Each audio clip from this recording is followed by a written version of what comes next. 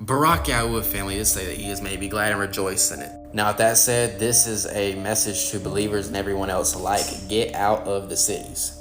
If the Most High has been pressing upon you to get out of the cities, you need to do so now. See, this is why, for the Christians, this is why they didn't want you reading the Apocrypha, because the book of 2nd Esdras and other books like this totally add more layers and clarify certain things that we may have questions about. Let's read 2nd Esdras chapter 15, verses 16 through 21 or 22. There will be great political turmoil with one group trying to overpower another and gain control while ignoring the legitimate government. There will be no longer be free access to the cities. All this digital stuff that we keep hearing about with the ID, this is what that's talking about, because the struggle for power will bring destruction, terror, and total confusion wherever people live. Driven by famine and terrible suffering, people will assault their neighbors and mercilessly plunder their possessions. Yahuwah says, I am calling together all the kings of the earth to come to the north, south, east, and west to turn back and restore what they have taken. I will pay them back with the same harsh treatment they have always given my chosen people, Yahuwah says. I will use my power and there will be no mercy for sinners. I will blank all those who have blanked innocent people.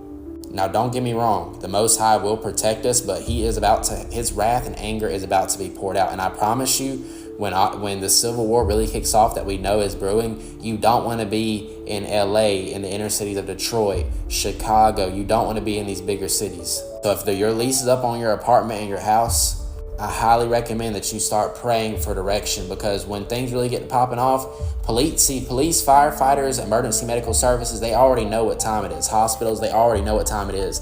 And what's coming is going to be so destructive, so monolithic, and so cataclysmic that the police, primarily police and people of that nature, emergency services, are going to be at home defending their own. There's going to be a 911 shortage. Matter of fact, NCTC just reported that there's 1,000, or I don't know the number, I don't know if it's 1,000, but we're just going to say that for now. But they're like at least 1,000 Al-Qaeda members that have embedded themselves into the police department, your fire department, your EMS, your hospitals, with one goal and one goal only: to maximize confusion, to maximize chaos, and ultimately with the end goal of maximizing casualties for when things really begin to hit the fan.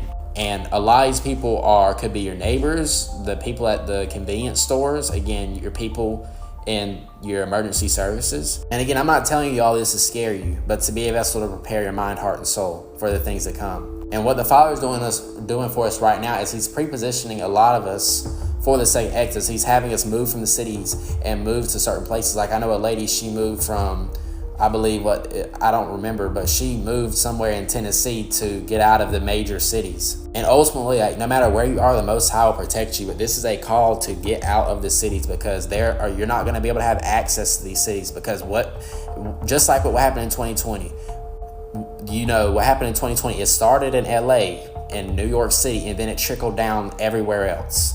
2nd Esdras says that the time is near when God Most High will begin to free the people on earth. At that time, everyone will be close to panic, because Revelation 12:12, the devil knows his time is short. They'll begin to make war against one another, city against city, region against region. That's civil war. Nation versus nation is not America versus China necessarily. It's more like Israelites versus Egyptians. Nation is like as in people, like ethnicity. So it's a race war. And kingdom against kingdom, that's a world war. And again, I'm not advocating for this, but what I am advocating for is the fulfillment of Bible prophecy. And the only question that remains is, what side of it will you choose to be on? If the Most High is calling you to get out of the city, you need to do so while you still can, no matter your circumstances, the financial impact, because it's about to go down pretty soon.